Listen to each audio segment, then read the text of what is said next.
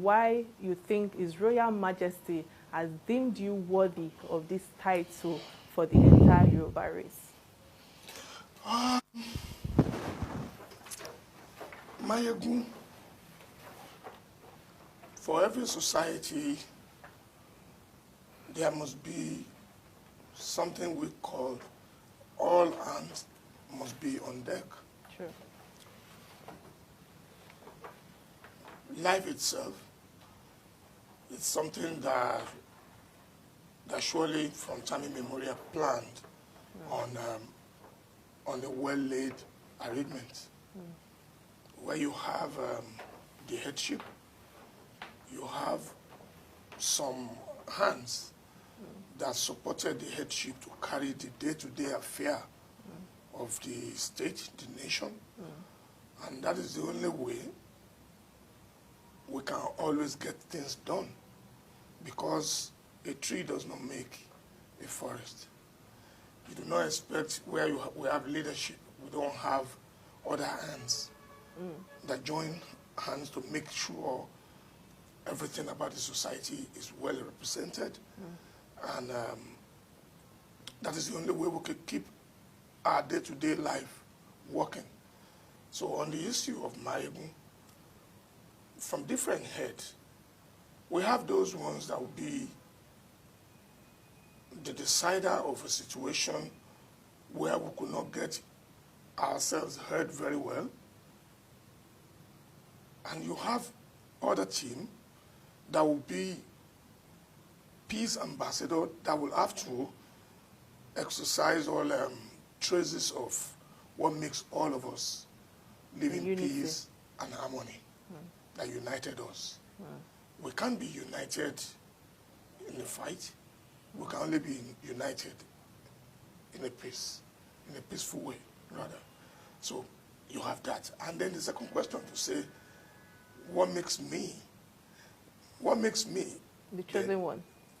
Then it's left for the Alayeluwas, not just Baba Alafin alone, the Alayeluwas that comprises the Yoruba race to have come into my person. Yeah, my name might be, step forward. They definitely will have to deliberate on it. And when they deliberated on it and they feel it is right for them, that's when they gave it to me. All right, thank you so much, sir. And I think this leads to the other question, because when you talk about the whole entity of maybe the Yoruba race and all of that coming together, I realized that you are very close to Oba of Lagos and the rest of the Oba. How can you, I'm trying to understand the installment of Mayegun of Yoruba land from the Alaafin of Oyo, which I believe that there are some, what's it called, installment that should have come from the other Obas that you are extremely close to. Why Alaafin of Oyo installing you as the Mayegun of Yoruba land? History tells us a whole lot happened from Oyo. That is history. That history might not be able to be going deep into that history at this moment we are, but history tells us things like that started from time immemorial from that direction. From Oyo. And they've been doing such from time immemorial also. So Alaafin is in the right position, the right authority to do such. Something we've all seen been happening before. Thank you so much for that. So what do you think of traditional rulers and their contribution to the betterment of the society, especially when it comes to politics? Number one, aside the fact that we have a central government, the headship, that brings all other people together, which Yoruba is not just the only race that comprises Nigeria. The entity Nigeria has a lot of others that's, that were under that umbrella of Nigeria as a nation. Then I tell you, from time immemorial, direction had always been coming from the traditional ruler, who are the direct head of their people. They are the direct head of their people. They administer the state affair on behalf of their people. They get to their people faster, better than the politicians, than the central government that is, being occupied by either politician or whatever any form they come to be. And that still gives them the power till date. That's how much importance is attached to every Oba that you see. No matter how smaller the clan, they must surely have a head. A head in person of Bale or Oba, and so on and so forth. So they were the right people. All right, thank you. You are a legend in your field, like we all know, in the field of music, and you have also given the honors at St. John University in California, USA.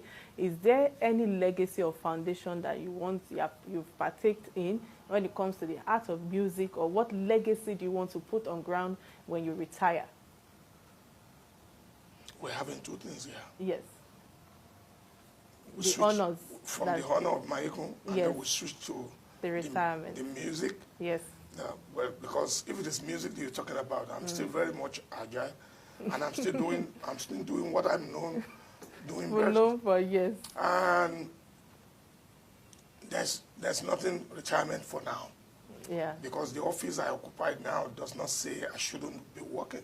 Okay. Definitely, I must set a program to earn a decent life, and part of conditions, part of what they see that make them feel I could occupy this position very well is because of where I was coming from. Your voice. Where I was coming from, it's part of what they are judged as my, my right of, opportunity to that level. But the fact still remains. Long ago, I've had a foundation series of, foundation that I have. I have a Modu Chabola Foundation.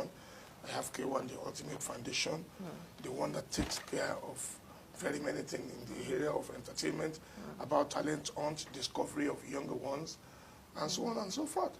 And it's still very much on. I funded it myself. And it's kicking, it's growing. Oh, wow. Okay. So what is the link or role of artists in general when it comes to politics and governance? In every country, there are always a voice when it comes to music. Are the musicians only used for campaigns during all these political rallies? Is there more to the power of the voice during the tenors of governance when these people are actually coming in? Number one, any political organization that chooses to use music, they were trying to act very, very fast and well. Because through music, message can be passed right on time. Message can get to where we wanted to pass the message right on time. Our people oftentimes do come together when it comes to a matter of music. Going to worship God, listening to good music, and then creating an avenue for people coming together, either like through sports and stuff, make our people acted like one united family, and you can only use such area to pass message very well. So any politician you see that goes along that way knows what they were doing. They know this is the right avenue for us to reach out to people. And that's much why someone like me chooses to embrace such opportunity to be able to serve as a bridge between the people and the people that govern us, the leadership.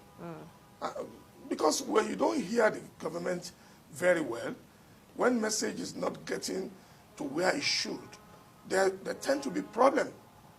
And that's why we have problems in our society.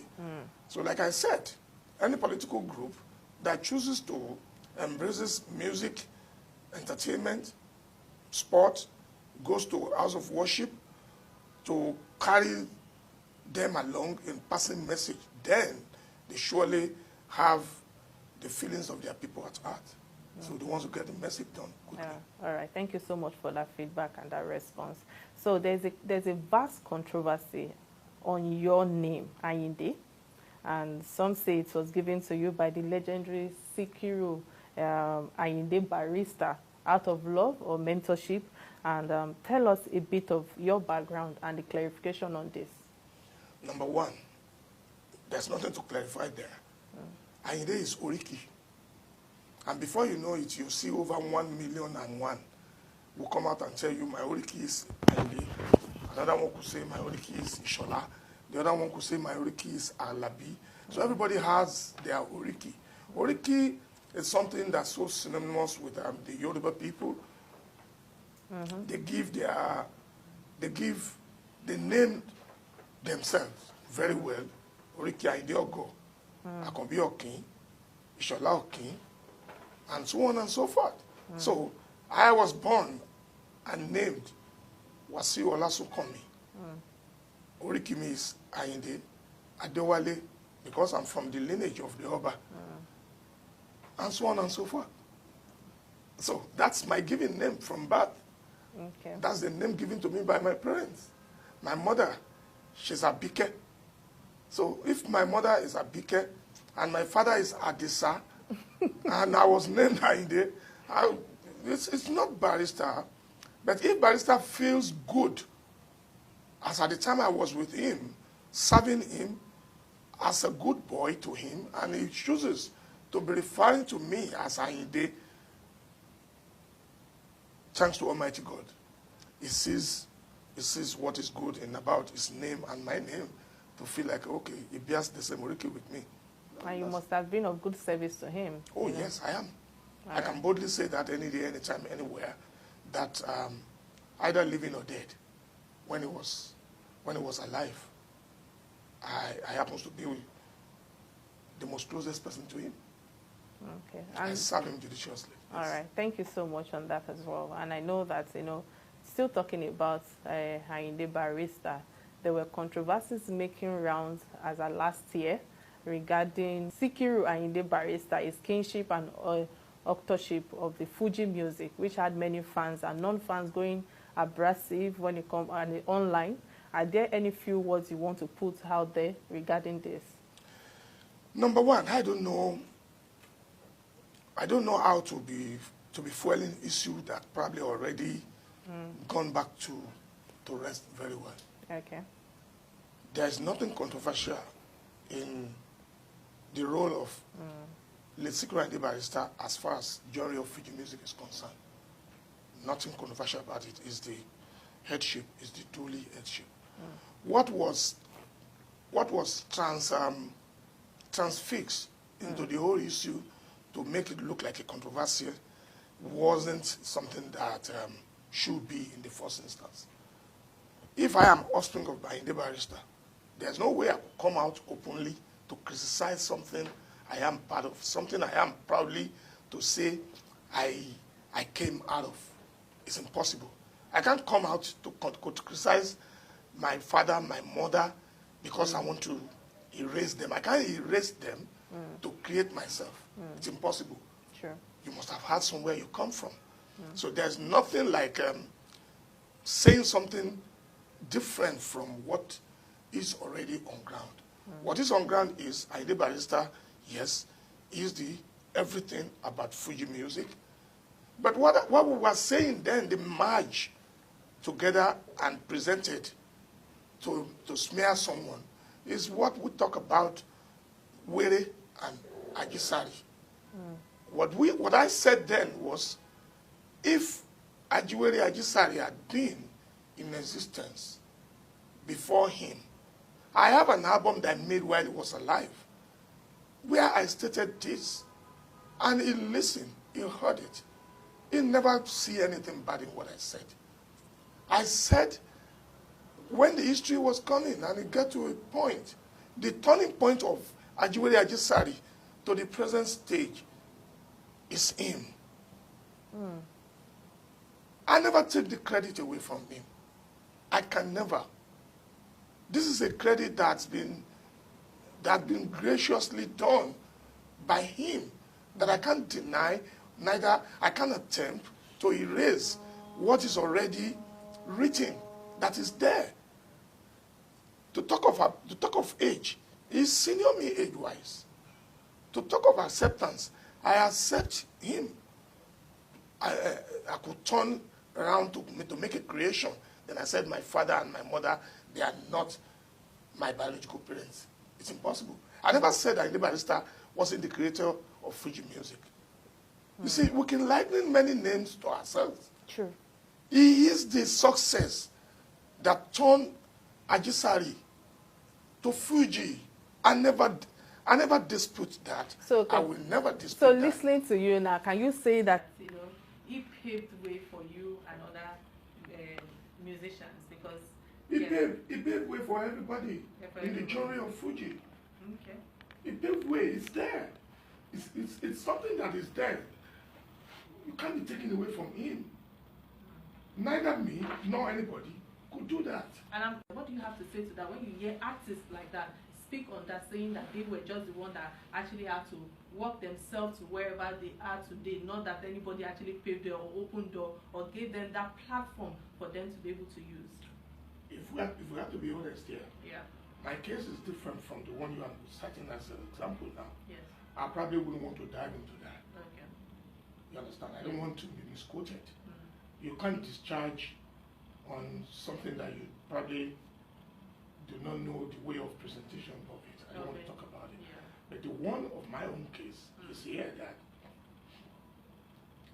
I've once in my life lived with Barrister. I've once in my life served Barrister. I served tutelage under him, lived under him, did everything under him.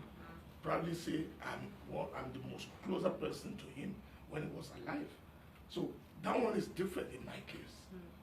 There's no way I will come up today and say nobody ever paved way for me. For you. Even by allowing me to be closer to him in the first place, it's paving way for me. You can't take something. There's something you can't really take off your life because you want to present yourself like nobody dropped from the sky. We came through this world through one avenue. So that is in my own case. All right. Thank you so much for that. And I would say that is actually part of humility that people need to take on when it comes to conversations like that, and also giving credit to whoever who have helped them to wherever they are today. And I say that well done, sir, for that, and giving credit to him. So going straight to politics, you were on the bandwagon of politicians, musicians that sanctioned the governorship of Ambode, and later, very close to its tenure, the end of its tenure, we observed that there was unapologetic disapproval of his administration by you. What do you have to say to that? Number one, this is also an issue that is far gone. I don't want to bring back. I wouldn't like. It's not my style to always want to bring back certain issue that is gone. But to set records straight, people should not. I've said this once on the national television. Sometimes when I was asked the same question. This is the issue between myself and the former governor of Lagos, Ambode, was kind of a political family. That at that point in time, people should not be part of it, because if you look at the foundation, the beginning, the coming to being of Governor Ambode, I have one kind of a role that I played in it. Correct. So if people never judge me at the time, at that time I was playing the role. Maybe something went wrong along the line. They shouldn't judge me too. If I come from nowhere to do something that probably is adjudged not too good, and I was never found to be part of the beginning, anybody could say anything then. But the fact of it is, I am part and parcel of the beginning, even before Governor Ambode. But the way I put it, when I was asked on the national television, I said, this is a family affair that's been, dealt with, and we've worked over that. It belongs to the past. I don't like, or rather I wouldn't like to be talking on that issue. It's an issue that is already gone. All right, thank you so much. So, on the soft note, many people think that once you sing or you are a famous politician, or a famous artist, so to speak, that you are earning, that is the only living, that is where you earn a living from. Can you please at least share some light on that, especially when it comes to, are there other lines of business that you are into at the moment, aside being a musician? A good musician must surely have another means to add up to what you are doing. If we have to believe music is a talent, is a gift, inborn in you, not something you want to train for because you want to start earning or living on it. Mine was a gift from birth. My own was a gift. I come to this world with that gift. And good enough, my mother happens to be a singer before I was born too. Really? So definitely it's in my blood. And I grew up to see the love of music in me. I was playing, and I'm still playing. But I do have other things. Some musicians you see, they were medical doctors. They were trained in the university. Some were architects. Some were engineers.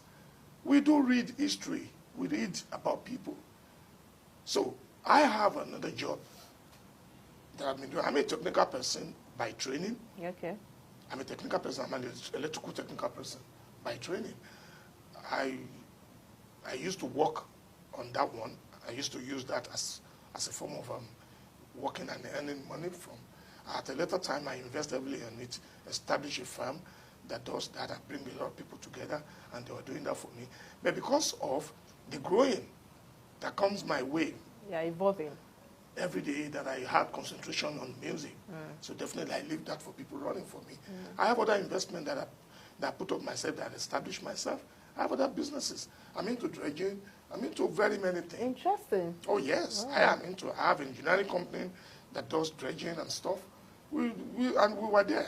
I have a construction firm that we handle a lot of things in the society that we does well with government and earning good living from that.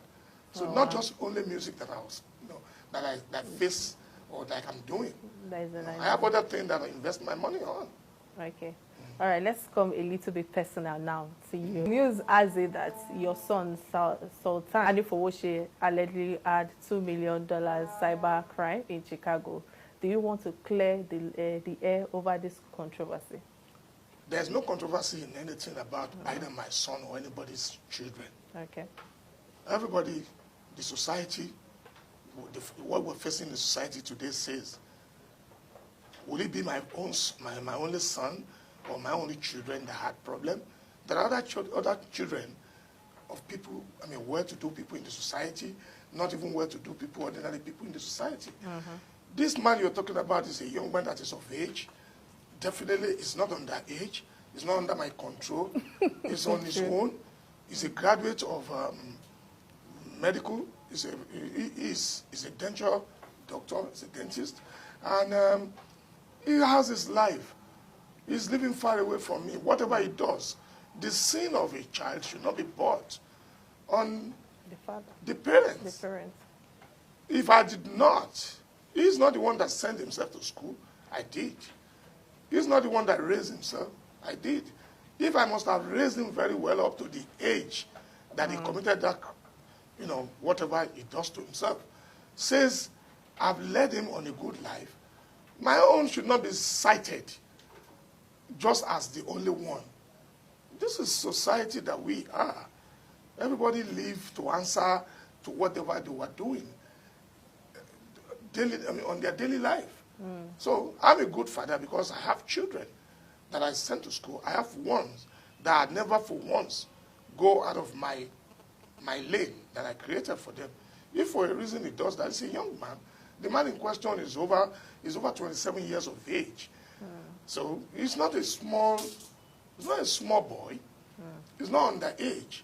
He's sent to school. I paid his way through all that. So I can't be.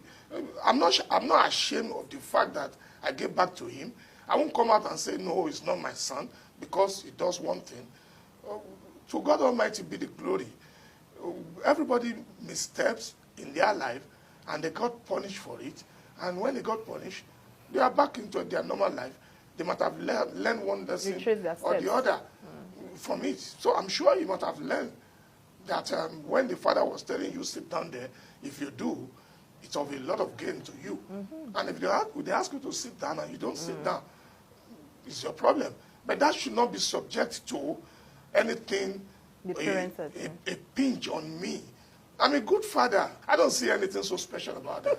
No. All right, let's go into another thing. We know that you're a man of many accessories, in quotes. So let me ask, sir, how many wives and children have you got today? I must have engaged in a relationship before one and another. I can't relate that, yes, but presently I have only one wife to myself. And I've never gone out of way to have, loads of women at a time. No. Yes. People of this situation like I am, we see a lot of people every day. Some will show you real concern, feelings. You want to return that gesture. You find yourself enamorous. Everything I do in my life is by my making. It's never by mistake. I stand responsible for all my action in life, and I'm so proud of it. I have not gotten a life that is worse. I can't be talking about the numbers to say this one and that. I don't want to make comparison between me and anybody. True. My life is my life, and I'm living it good. And you're taking ownership of it. That's what I said. I said it earlier. I said I took responsibility of my life. So I'm proud. I'm proud of everything, whatever I might have done in my life, because I've never, for one single second, be a bad example to the society. I'm a very good example to the society. I've never stolen anything in my life. I've never gone out of way. I've never been convicted of anything in my life. I've never done anything that is illegal. That is wrong. Yeah. As a person, I've always been on the right path, showcasing. And when people now focus because of the image on your side to think they could mess around with you, that's when you look like and said, my friend, mind yours, leave mine. Talk less about mine. Talk much about yours. Leave mine and talk about yours. All right. Thank you so much for giving us that bit and that light, shedding more light on that. And I think that I like the fact that you took ownership of everything. You have no regret whatsoever. And it's a thing that I think that people have to pick on, because in life, everybody has a path to live, or there are some things that life will throw at you at times, but you learn from it, you pick from it, and you move on. And that alone, I'm going to give you credit for. Thank you so much for being extremely transparent on that. So a few years ago, you left Lagos to relocate to your hometown in Ijebu-Ode. Any reason for a Fuji artist of your own renowned caliber, or leaving the upland side of the city like Lagos to go and settle in that town? Number one, this is where my parents comes from. I am lucky to come from that noble family. And at a point, I was going around everywhere, globally, to raise a good living.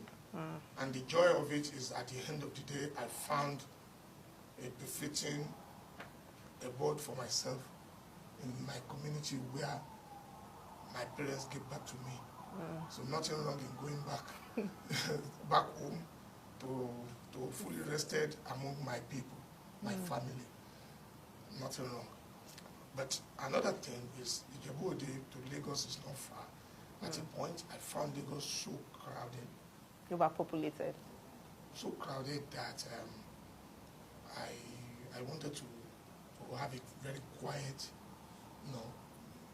local life to myself that doesn't endanger life too much.